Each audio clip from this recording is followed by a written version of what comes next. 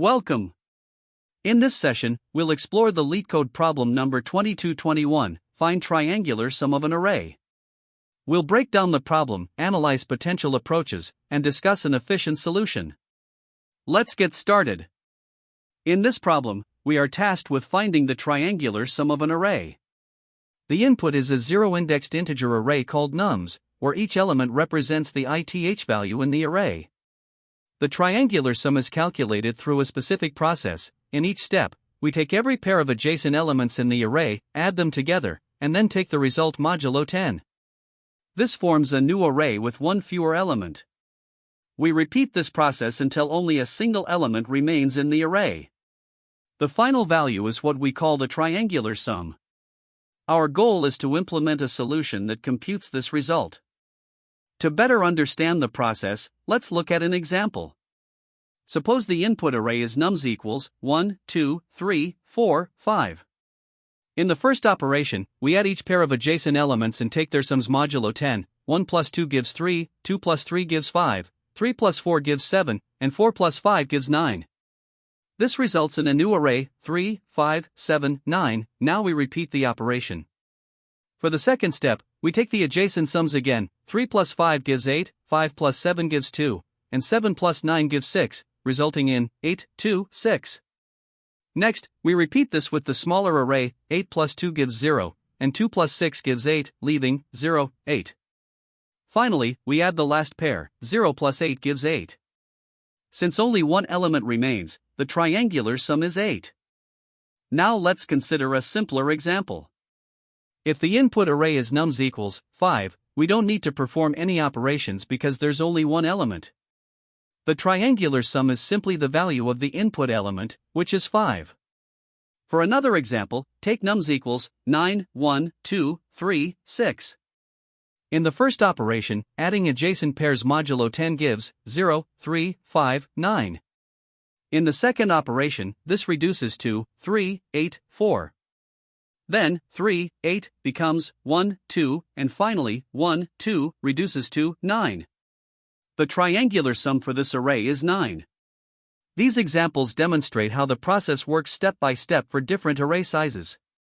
The problem comes with a few constraints to keep in mind. The array nums always has a length between 1 and 1000, so we must ensure our solution can handle up to 1000 elements efficiently.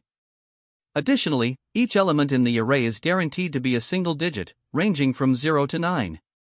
There are also some edge cases to consider. For instance, if the input array contains only one element, the triangular sum is simply that element. If all elements in the array are identical, the triangular sum will also be the same value. Finally, for very large arrays, the solution must still complete the repeated operations within the given constraints. These points are important for designing a robust and efficient solution. To solve the problem of finding the triangular sum of an array, we need to repeatedly reduce the array by replacing each element with the sum of itself and the next element, modulo 10, until only one element remains. The challenge here is to do this efficiently, especially when the size of the array can be large. One simple approach is the brute force method, where we directly simulate the process. In each iteration, every element is replaced by the modulo 10 sum of itself and the next element, and the array shrinks in size. While straightforward, this method requires performing a series of operations that scale quadratically with the size of the array. For an array with n elements, the number of operations sums to n times n1 divided by 2, which gives a time complexity of O, n superscript 2. The advantage of this approach is that it modifies the array in place, so it only uses constant additional space.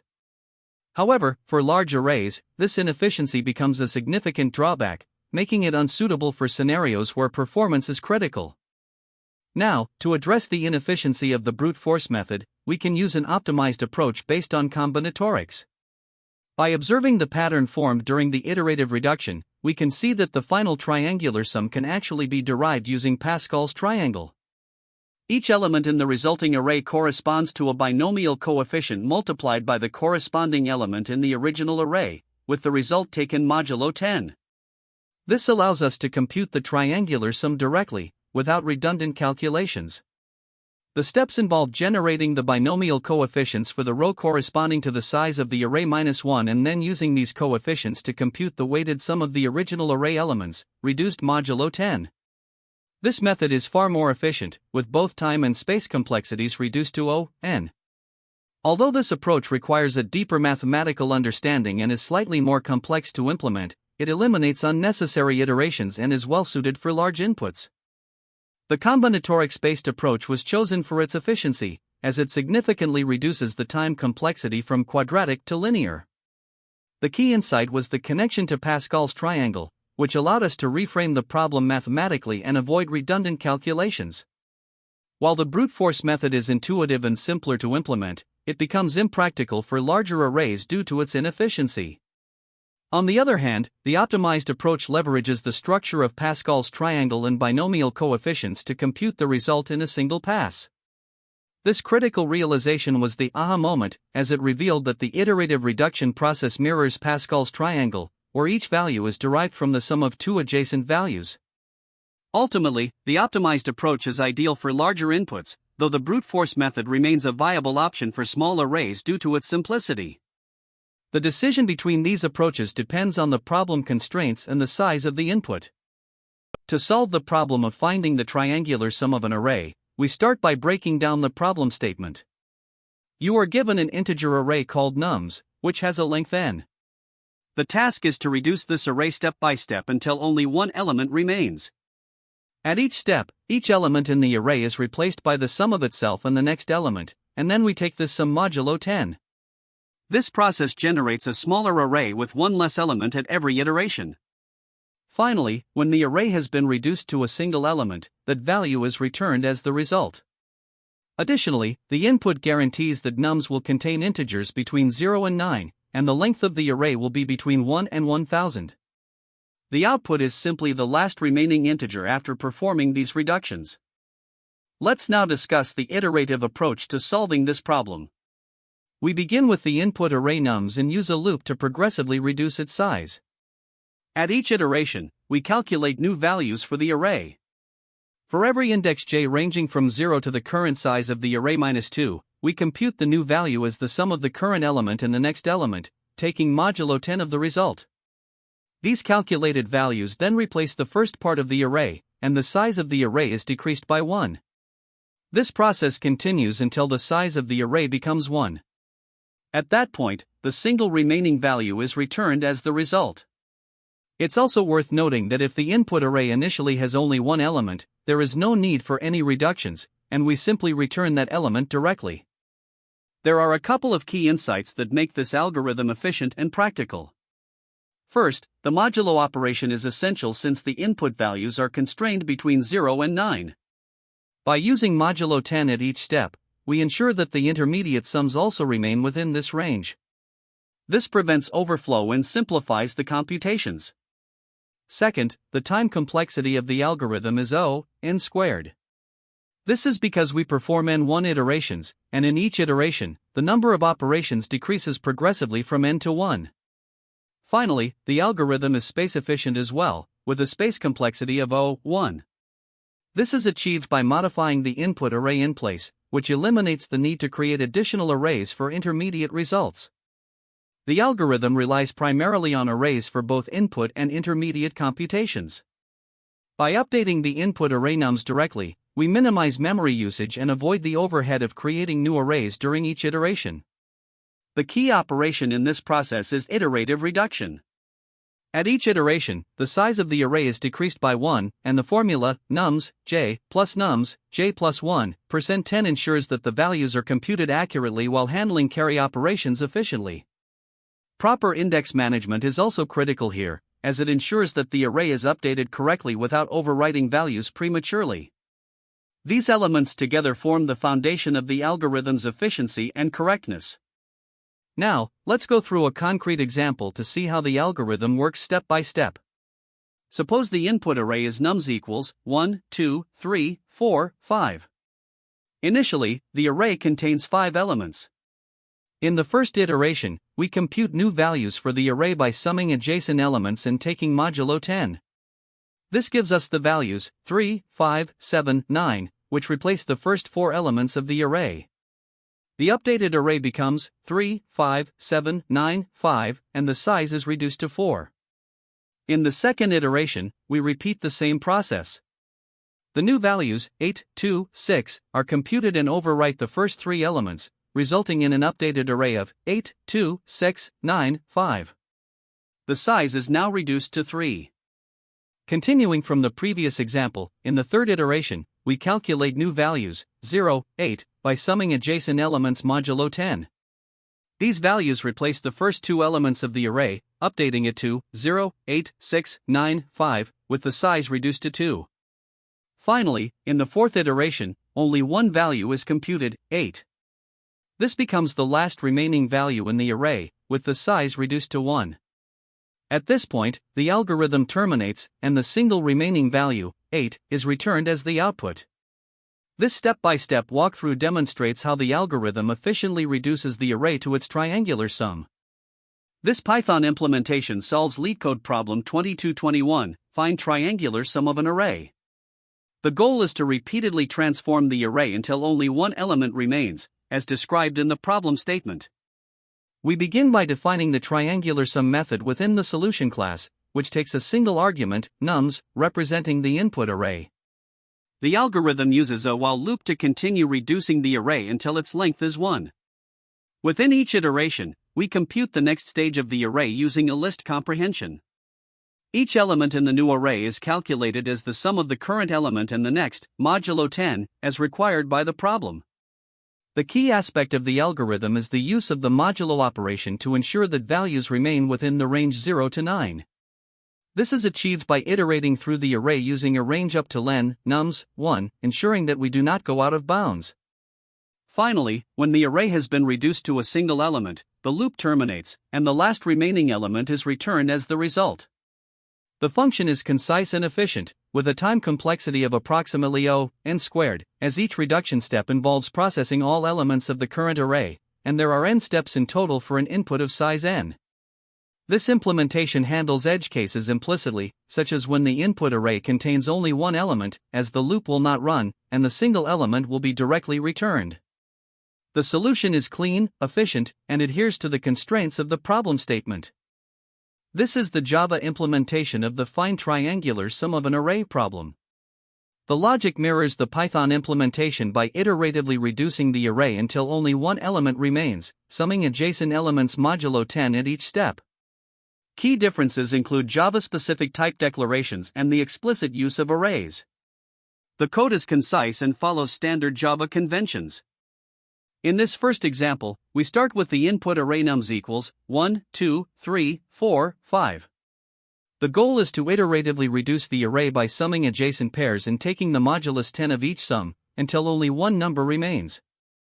In the first reduction, we calculate each sum, 1 plus 2, %10 equals 3, 2 plus 3, %10 equals 5, 3 plus 4, %10 equals 7, and 4 plus 5, %10 equals 9. This gives us the new array nums equals 3, 5, 7, 9. Repeating the same process for the second reduction, we calculate 3 plus 5, %10 equals 8, 5 plus 7, %10 equals 2, and 7 plus 9, %10 equals 6, resulting in the updated array nums equals 8, 2, 6. Now, the array has been reduced to nums equals 8, 2, 6. We continue the reduction process. For the third reduction, we calculate 8 plus 2, %10 equals 0 and 2 plus 6, %10 equals 8. The array now becomes nums equals 0, 8. Finally, we sum the last pair of elements, 0 plus 8, %10 equals 8, leaving us with the single element nums equals 8. This means the triangular sum of the original array is 8. In this second example, the input array is nums equals 5, 9, 1, 3. Again, we apply the same process of summing adjacent pairs and reducing the array. For the first reduction, we compute 5 plus 9, %10 equals 4, 9 plus 1, %10 equals 0, and 1 plus 3, %10 equals 4. This results in the new array nums equals 4, 0, 4. Next, for the second reduction, we calculate 4 plus 0, %10 equals 4 and 0 plus 4, %10 equals 4, which gives the updated array nums equals 4, 4. With the array reduced to nums equals 4, 4, we perform the final reduction by summing the last pair of elements. Here, 4 plus 4, %10 equals 8. This leaves us with the single element nums equals 8, meaning the triangular sum of the original array is 8. In the third example, the input array is nums equals 6, 7, 2. Following the same approach, we begin by summing the adjacent pairs. For the first reduction, we calculate 6 plus 7, %10 equals 3 and 7 plus 2, %10 equals 9. This reduces the array to nums equals 3, 9. For the final reduction, we sum the last pair, 3 plus 9, %10 equals 2. The array is now reduced to a single element, nums equals 2. The triangular sum of this array is 2. To summarize, at each step, the array's length decreases by 1 as we replace adjacent pairs with their modulus 10 sum. This process continues until only one element remains, which is the triangular sum of the array. The key takeaway is that the approach is straightforward: reduce the array iteratively, focusing on adjacent pairs, until the result is a single value. To understand the time complexity of this solution, let's break it down systematically. First, consider the outer while loop. This loop continues until the array reduces to a single element. Initially, the array has n elements, and in each iteration, we create a new array that is one element smaller. This means the loop runs for n1 iterations, as the size of the array decreases by 1 in each step. Next, within each iteration, there's a list comprehension that generates the new array. This involves iterating through the current array, which initially has n1 elements, then n2 in the next iteration, and so on. For each element, we perform constant time operations like addition and modulo. Summing up the work across all iterations, we have a total of n1 plus n2 plus 1 operations. This is a sum of the first n1 natural numbers, which simplifies to n asterisk n1/2. When expressed in asymptotic notation, this total is O n squared, as the quadratic term dominates for large n. Now that we've covered the time complexity, let's analyze the space complexity. First, the algorithm uses space for the input array nums, which is overwritten in each iteration with a new array that is smaller by one element. This means no additional memory is allocated beyond the size of the input, as the old array is discarded. Additionally, during each iteration, the list comprehension generates a new array of size len, nums, 1. The largest such array is n1, and the size decreases in subsequent iterations. However, this intermediate memory is reused, so it doesn't contribute to growing memory usage. Importantly, the algorithm avoids creating auxiliary data structures, meaning all intermediate operations like addition and modulo are performed in constant space. Combining these factors, the total space complexity is O, n, which accounts for the input array and the intermediate storage during each iteration. Let's take a moment to compare this solution with a brute force approach. In a naive implementation, we might explicitly track all intermediate arrays throughout the process. This would require O n squared space to store all the intermediate results, which is highly inefficient compared to the current approach. Time complexity in the brute force solution would also be O n squared, since the total number of operations remains the same. However, by discarding previous arrays and only keeping the current one, the given solution achieves significant space optimization, reducing the requirement to O n. In terms of best, average, and worst-case scenarios, the time complexity remains O n squared, and space complexity remains O n in all cases. This is because the number of operations and memory usage are deterministic and do not vary based on the input. In conclusion, this solution strikes an optimal balance between time and space complexity for the given problem. The O n squared time complexity arises from the triangular reduction process, which is inherent to the problem and cannot be avoided. On the other hand, the space complexity is minimized to O n, making the algorithm efficient even for large input sizes. This careful balance ensures that the solution is well suited for practical use while adhering to the constraints of the problem. When solving the triangular sum problem, there are several common mistakes to watch out for. First, it's important to remember the modulo operation. Since the problem specifies that each sum must be taken modulo 10, forgetting this step can lead to completely incorrect results. Next, in-place modification errors can be tricky. If you overwrite the array while still needing its original values for the next row of computations, it can cause a cascade of issues. Using a temporary array for each step ensures your calculations remain accurate. Another issue is writing inefficient nested loops, which often results in n³ complexity. This is unnecessary because, with careful use of indexing, you can achieve an n² solution. Additionally, handling the base case is critical. If the input array has only one element, that should immediately be the result. Lastly, some users overcomplicate their solutions by assuming the input size will always be large, leading to unnecessary optimizations that aren't needed for smaller arrays. Keeping these points in mind will help you avoid common errors and streamline your solution.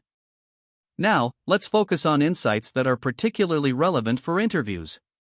Recognizing patterns is key. The triangular sum problem can be viewed as a variation of Pascal's triangle or cumulative array reduction. This perspective can help you derive alternate solutions more efficiently. Optimization is another important area to highlight. While an n² solution is acceptable, understanding its limitations for very large inputs shows strong analytical thinking. Properly handling edge cases, such as arrays with only one element or arrays filled entirely with zeros, demonstrates attention to detail, which is critical in interviews. Additionally, mastering the properties of modulo arithmetic, such as its distributive property, can simplify calculations and showcase your ability to handle modular constraints effectively. For further practice, you might explore related problems like Pascal's triangle 2, which shares a similar iterative computation pattern, or array-based arithmetic problems like +1 and add to array form of integer. These problems build similar skills and reinforce key concepts. Finally, let's explore some alternative approaches to solving the problem. One option is to simulate the reduction process while using reduced storage. Instead of constructing a full triangle, you can overwrite values in a single array, saving space. However, this approach requires careful indexing to avoid mistakes. Another alternative is leveraging combinatorics. By recognizing the triangular reduction as a combinatorial problem, you can use Pascal's triangle or binomial coefficients to compute the result directly. This can significantly reduce computation time, though it requires pre-computation or a solid understanding of combinatorics. Each approach comes with trade-offs. The simulation method is highly space-efficient, using only extra space, but it can be harder to implement correctly. On the other hand, the combinatorics approach is faster for large inputs and mathematically elegant, but it may be prone to integer overflow for very large arrays and requires deeper mathematical insight. Choosing the right approach depends on the constraints and your familiarity with these techniques. Great job! We've covered the triangular sum problem, including its solution, complexities, and takeaways. Remember to practice similar problems to strengthen your skills. Thank you for watching, and see you next time. That's the end of this tutorial. I hope you found this explanation helpful for understanding the solution to this LeetCode problem. If you enjoyed this content, please consider subscribing to the channel for more coding tutorials and solutions. Feel free to leave a like if this video helped you, and don't hesitate to comment with any questions you might have. Thanks for watching, and happy coding!